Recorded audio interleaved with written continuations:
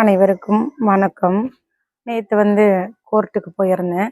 Hostel permission இல்லாத வழக்கு வருது, நீங்கள் வரணும் அப்படின்னு சொல்லி சம்மன் கொடுத்துருந்தாங்க.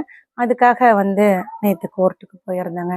கோர்ட்டுக்கு போகும்போது தான் நமக்கு தெரிய வந்தது என்ன அப்படின்னு பார்த்தீங்கன்னா, அதாவது அந்த வழக்குக்கு பார்த்தீங்கன்னாக்கா மொத்தம் 36 பேர் சாட்சியாக போட்டிருக்காங்க. அதில் நம்மளும் ஒரு சாட்சி. இந்த 36 பேரும் யார் யார் அப்படிங்கிறது சொல்லலாமா சொல்லக்கூடாதா அப்படிங்கிறது தெரியல. 36 பேரை சாட்சியாக போட்டிருக்காங்க.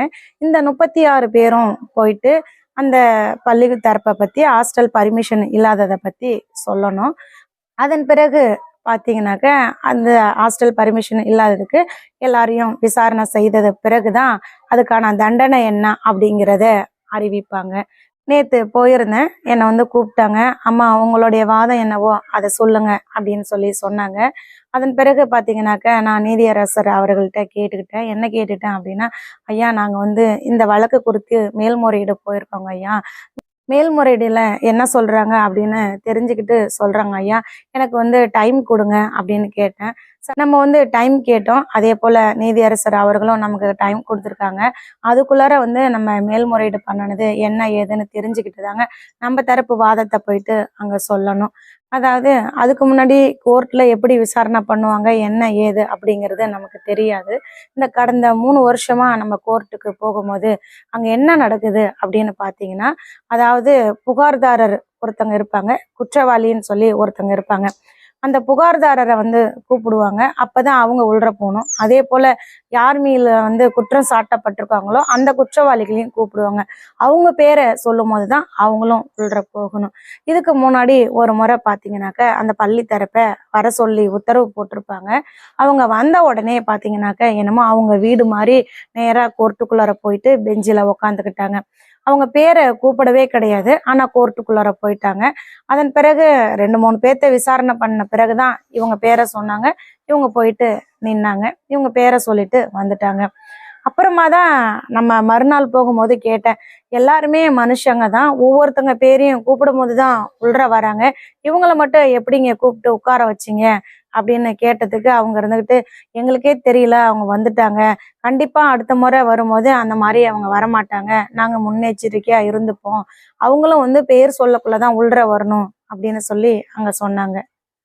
அப்போ கண்டிப்பா அந்த ஹாஸ்டல் பர்மிஷன் இல்லாத வழக்குக்கு பாத்தீங்கன்னாக்க நேத்திய தினம் அவங்க கண்டிப்பா வருவாங்க. ஏன்னா அவங்க மீதுதான் குற்றம் சாட்டப்பட்டு இருக்கு. கண்டிப்பா அவங்க வருவாங்க அப்படின்னு சொல்லி நம்ம போயிருந்தோம். போகும்போது பாத்தீங்கன்னாக்க நேத்தும் அந்த கோர்ட்டுக்கு அவங்க வரவே கிடையாதுங்க. எத்தனையோ வழக்குல நான் பார்த்துருக்கேன். குற்றவாளிகள் அந்த ஜட்ஜ் ஐயாவுக்கு எதிர்த்தரப்புல நின்றுகிட்டு இருப்பாங்க. பக்கத்திலேயே சாட்சி கூண்டு இருக்கும். அந்த சாட்சி கூண்டுல ஏறி ஒவ்வொருத்தங்களையும் விசாரணை பண்ணுவாங்க. அவங்கள விசாரணை பண்ணும்போது அந்த குற்றவாளி அந்த இடத்துட்ட நின்றுகிட்டே தான் இருப்பாங்க. இதே போலதான் எத்தனையோ முறை கோர்ட்ல நடந்திருக்கு. நான் போகும்போதும் எத்தனையோ முறை இது போலதாங்க பார்த்துருக்கேன். ஆனா நேற்றைய தினத்துல பாத்தீங்கன்னா இவங்க மீது ஹாஸ்டல் பர்மிஷன் இல்லாத வழக்கு இருக்கு. இவங்க நேத்து வரணும். ஆனா அவங்க 3 பேருமே வரல. சாந்தி, ரவிக்குமார், சிவசங்கரன், இவங்க 3 பேருமே நேற்றைய தினம் வரலங்க. என்னை சாட்சியா கூப்பிட்டாங்க. நம்ம டைம் கேட்ட ஒரு காரணத்தால அடுத்த சாட்சியை கூப்பிடு அப்படின்னு சொல்லி அடுத்த சாட்சி வந்திருந்தாங்க. அவங்கள கூப்பிட்டு விசாரணை பண்ணாங்க. இவங்க 3 பேரும் பாத்தீங்கன்னா நேற்றைய தினம் வரல. வந்திருந்தா தெரிய வரும், இவங்க நேரா உள்ள போவாங்களா இல்ல இவங்க பேரை சொன்ன பிறகுதான் உள்ள போவாங்களா என்ன ஏதுன்னு தெரியலங்க. இந்த வழக்குல இந்த 36 பேர்த்தையும் விசாரணை பண்ணி என்ன தண்டனை கிடைக்கும் அப்படிங்கிறதும் தெரியல. கண்டிப்பா இந்த வழக்கு கூடிய விரைவிலே முடிஞ்சிருங்க. ஏன்னு பாத்தீங்கன்னா 36 பேர் தான். ஒரு டைம் 2-3 பேர் வந்தா கூட கண்டிப்பா ஒரு 2 மாசத்துலயோ இல்ல ஒரு 3 மாசத்துக்குள்ளாரையோ முடிச்சிருவாங்க.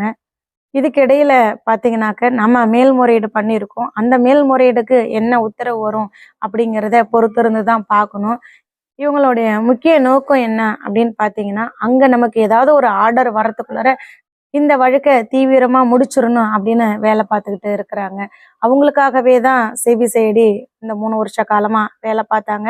இப்பவும் அவங்களுக்காகவே சீக்கிரமா வேலையை முடிச்சுட்டு இருக்காங்க.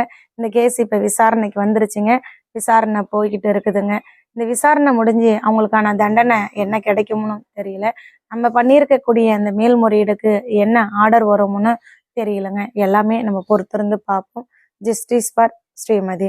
கண்டிப்பா நீதி வெல்லும், தர்மம் ஜெயிக்கும் அப்படின்ற ஒரு நம்பிக்கையோட 3 வருஷ காலம் போயிட்டு இருந்தது. இனியும் நம்ம காத்திருப்போம், பொறுத்திருப்போம், என்ன நடக்குது அப்படிங்கிறத பார்ப்போம்.